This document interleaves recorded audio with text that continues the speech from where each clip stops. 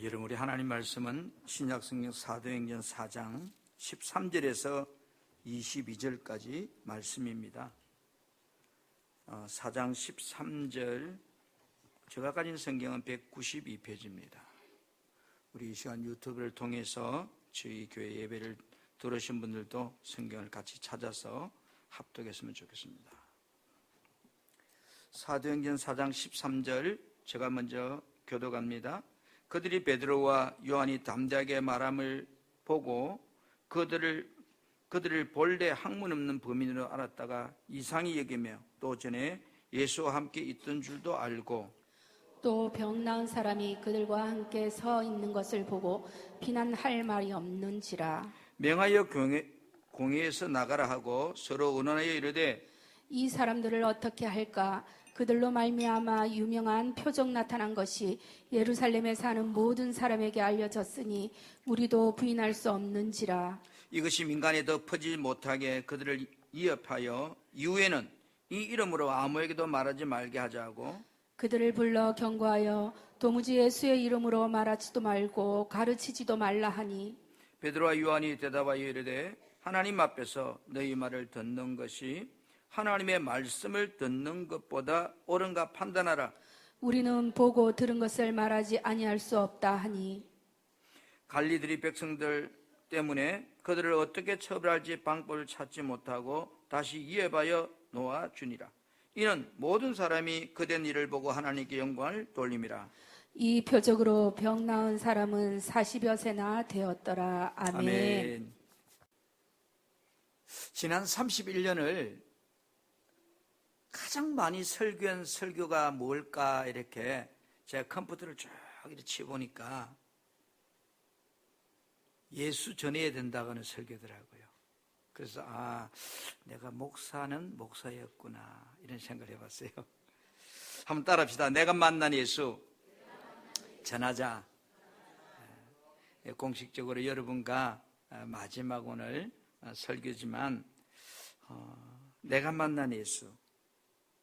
예수님은 동일하지만 사람마다 자기가 만난 예수는 다를 수 있습니다. 어떤 사람은 질병 가운데서 만났고 어떤 사업이 망해서 만났고 어떤 사람은 절망 속에서 만났고 어떤 사람은 내가 스스로 나와서 만났고 어떤 사람은 부모님이 믿으니까 어쩔 수 없이 나와서 예수 만났고 만나는 방법은 다르지만 그 예수님을 통해 누리는 복은 동일할 줄 믿습니다. 오늘 이 본문 말씀을 통해서 여러분과 주어지는 시간마다 계속 사도행전을 강해해 갈 것입니다마는 나면서부터 걷지 못했던 한 40세의 사람이 일어선 사건은 여러 가지 많은 의미를 초대교회에 가져왔습니다. 본인에게는 상상할 수 없는 엄청난 축복의 사건이었고 사람들에게는 하나님이 살아계신다는 분명한 증거를 눈으로 본 사건이고 또 이 사건의 시발점으로 교회는 폭발적인 부흥이 일어났지만 반대로 종교 지도자들은 크게 위축될 수밖에 없어서 교회가 핍박을 당하게 되는 그런 도화선이 된 사건이 오늘 이 안진뱅이 사건입니다. 오늘 이 말씀 속에서 우리는 세 가지로 한번 말씀을 주의 음성을 듣고자 합니다. 첫째는 따라 성령 충만하면 사람이 담대해진다. 오늘 13절에 그들이 베드로와 요한이 담대하게 말함을 보고 이랬습니다.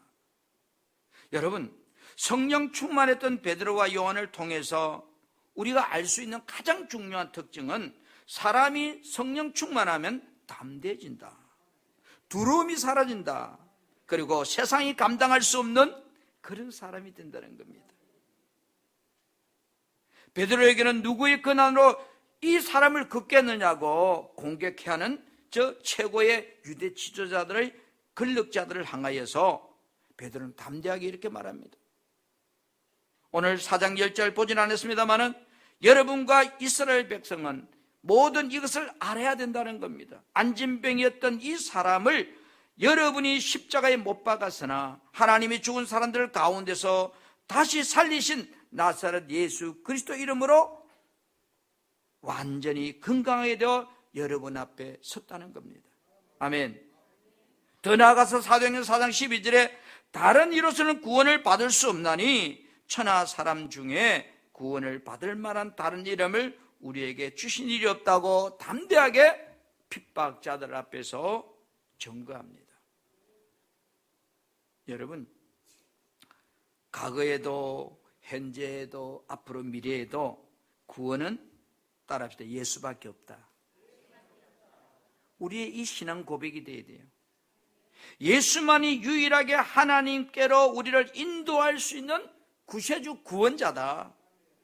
왜 예수만이 구원자인가요? 그분이 창조자이시고 그분이 하나님이시기 때문입니다. 아멘. 아멘. 인간은 죄로부터 구원할 수 있는 분은 죄가 없으신 예수밖에 없습니다.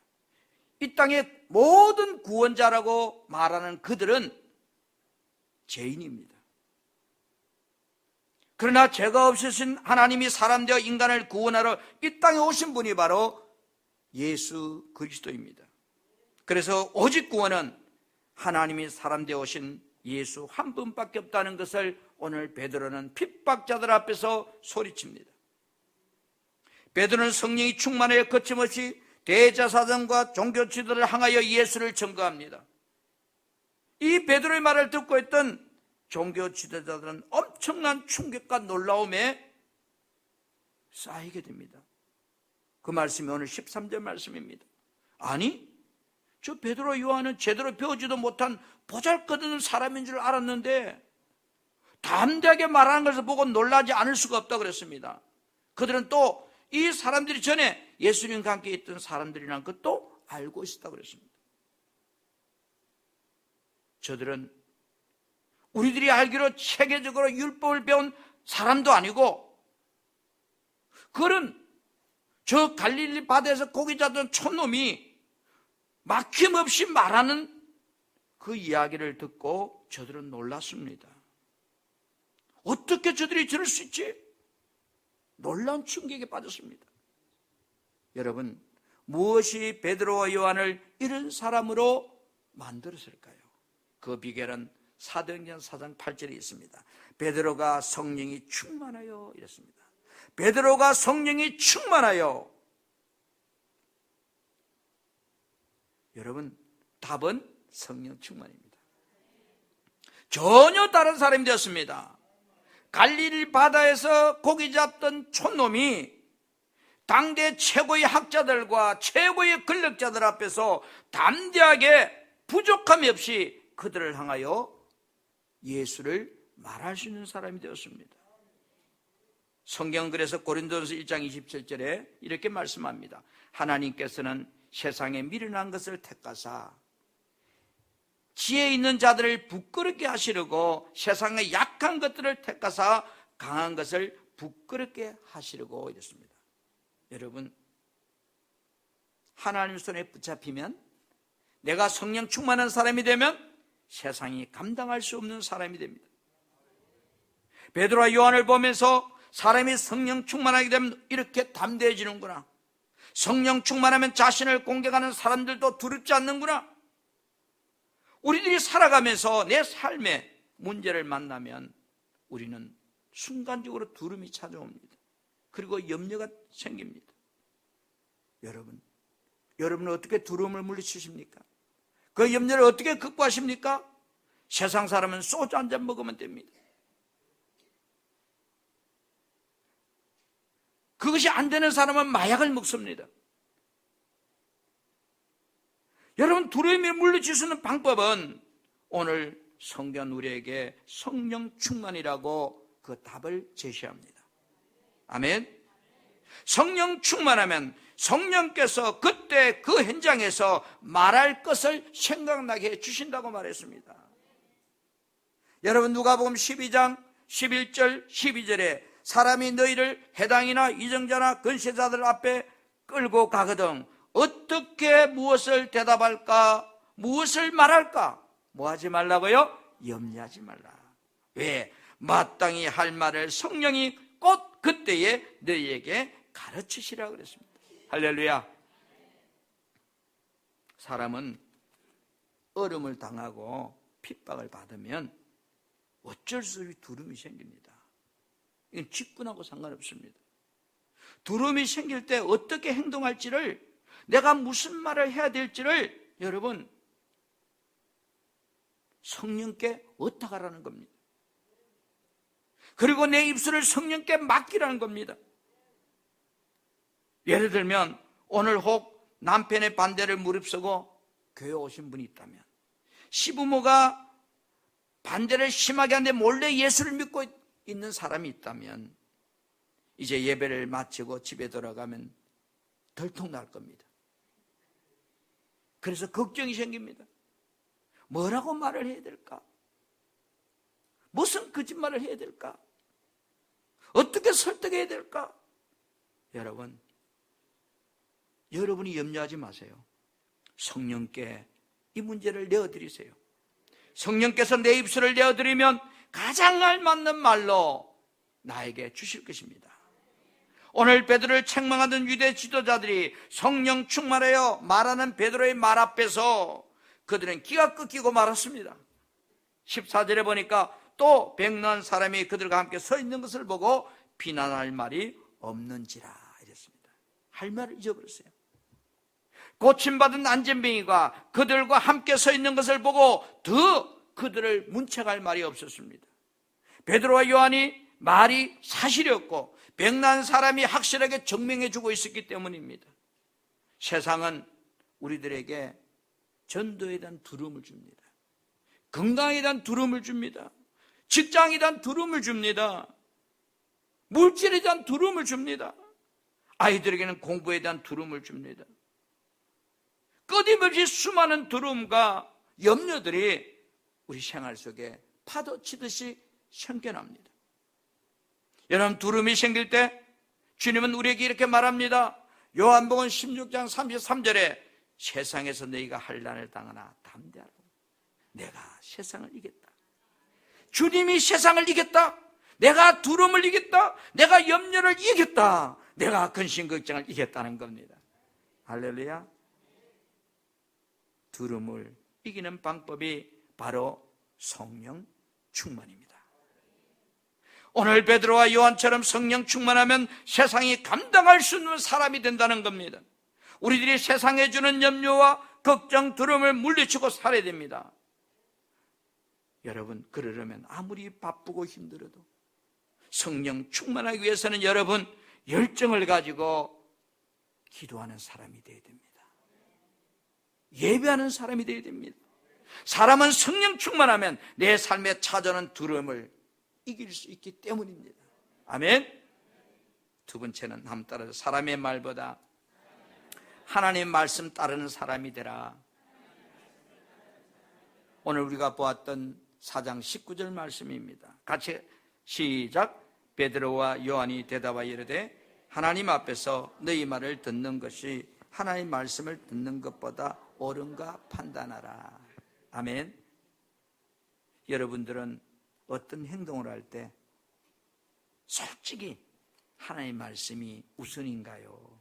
아니면 힘을 가진 사람들 말, 그것이 우선인가요?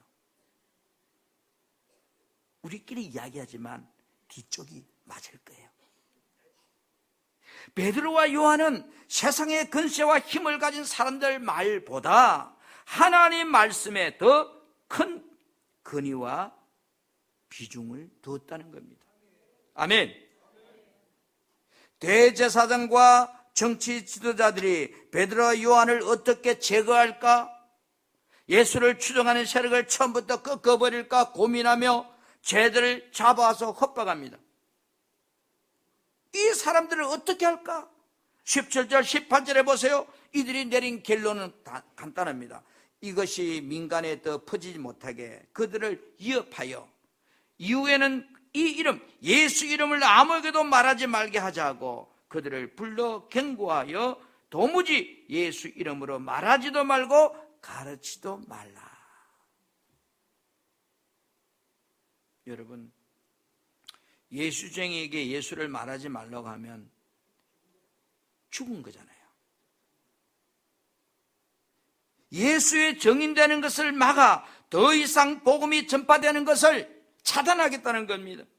겉으로 보기에는 분명히 대제사장들의 말이요 당대 권력을 가진 정치인들의 말이지만, 그러나 사실은 사탄이 주는 말입니다.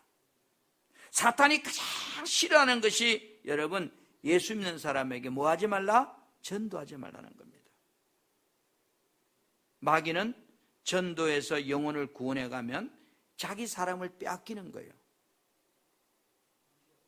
사탄은 한 영혼이라도 더 지옥 백성 만들어서 최대로 많이 지옥 데려가는 것이 사탄의 최고의 목적입니다.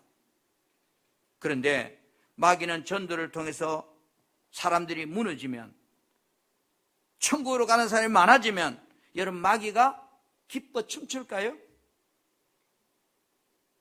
전도하지 못하게 하는 것이 마귀의 사명입니다. 여러분, 여기서 우리가 분명히 깨달아야 할 것이 있습니다.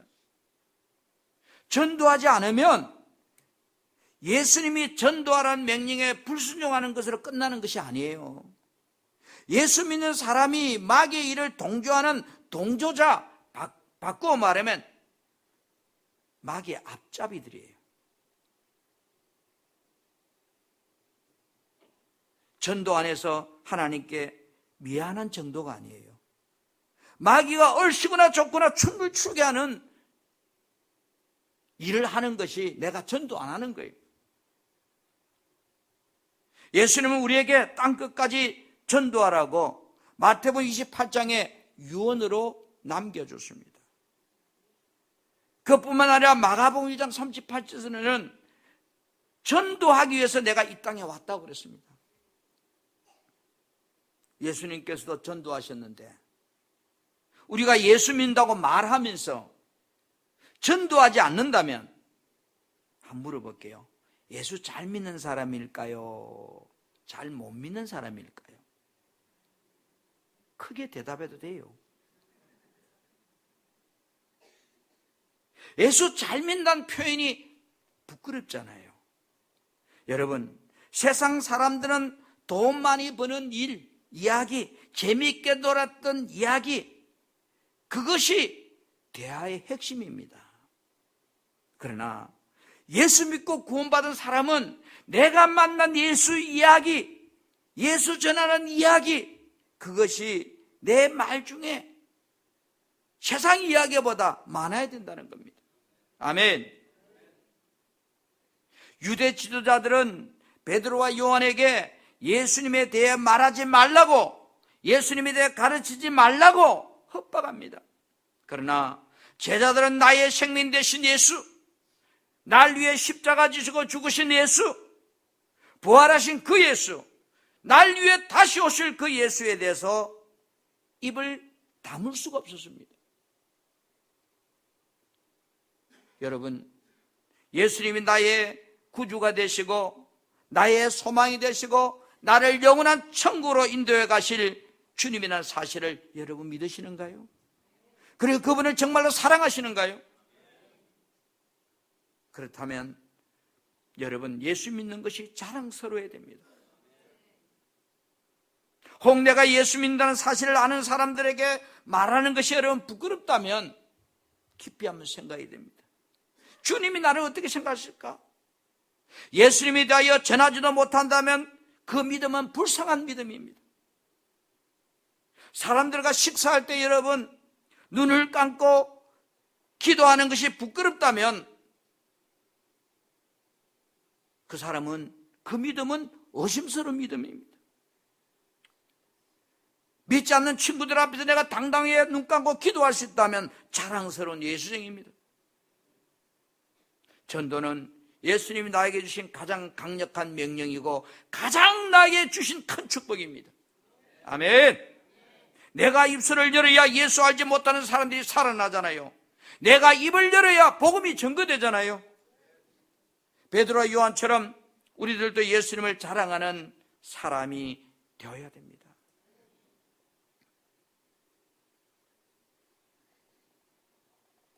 저는 여러분에게 이야기했듯이 은퇴하고 나서 우리 사랑하는 아내와 둘이서 전국을 좀 투어하면서 상간백지 농어촌 마을에 사람이 얼마나 될지 모르지만 우리가 전도지를 구입해가지고 그 1년 동안 우리가 전도를 하자고 이야기했어요.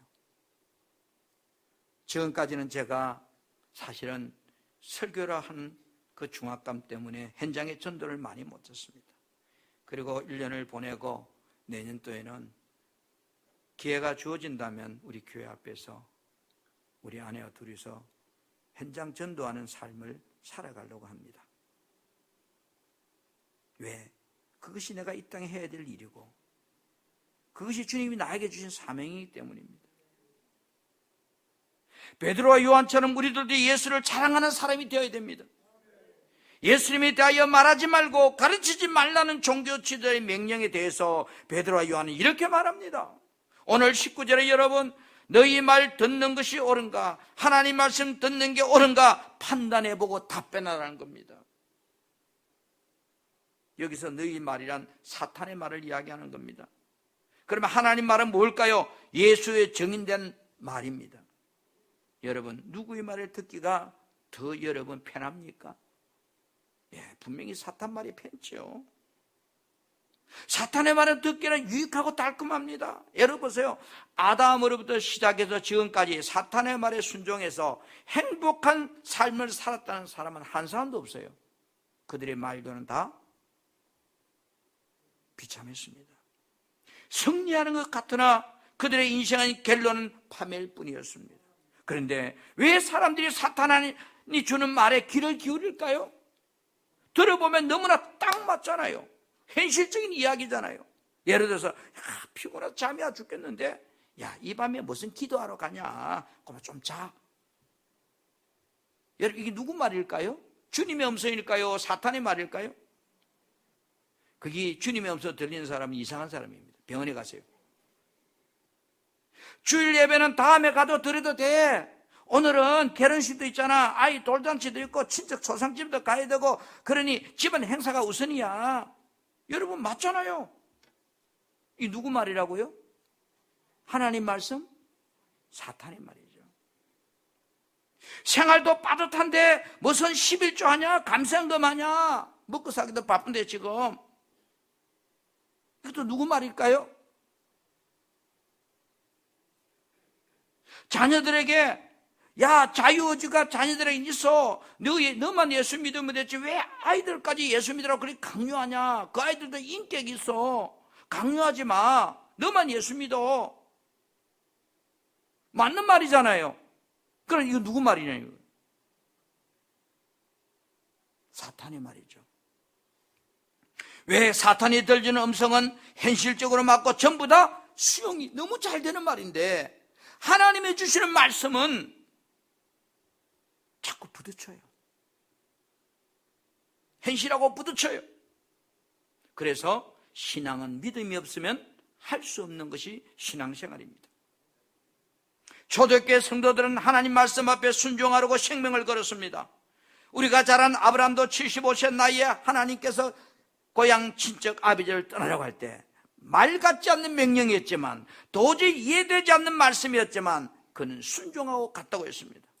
오늘 베드로와 요한은 분명하게 하나님 앞에서 너희 말 듣는 것이 하나님의 말씀 듣는 것보다 옳은가 판단하라고 말합니다. 신앙인은 사람의 말보다 하나님 말씀을 따라 움직이는 사람이 믿음의 사람입니다. 그 사람이 신앙인입니다. 그러려면 여러분 따라합시다. 성령 충만해야 된다. 하나님 말을 우선하는 사람이 되려고 하면 여러분 성령 충만해야 됩니다. 세 번째로 따라합시다. 내가 경험한 예수를 전할 수 있는 사람이 되어야 한다. 예수를 전하지 말라고 협박하는 저 무리들 앞에서 베드로와 요한은 이렇게 답합니다. 사도행전 4장 20절입니다. 같이 시작. 우리를 보고 들은 것을 말하지 아니할 수 없다니. 여러분, 저는 이런 생각이 가끔 들어요. 만약에 내가 엄청난 보물을 발견했다면, 내 혼자 다 가져갈 수 없다면, 누군가에게 남는 것을 나눠줘야 된다면 누구를 부를까? 여러분, 누구 부를까요? 첫째는 내 새끼, 내 딸, 내. 그렇죠? 안 그래요? 저 멀리 있는 사람 부를까요? 그러면 복음이 정말이고 진짜라면 누구에게 전해야 될까요? 내 자식, 내 딸, 내 새끼, 내 자녀. 그렇잖아요? 진짜라면.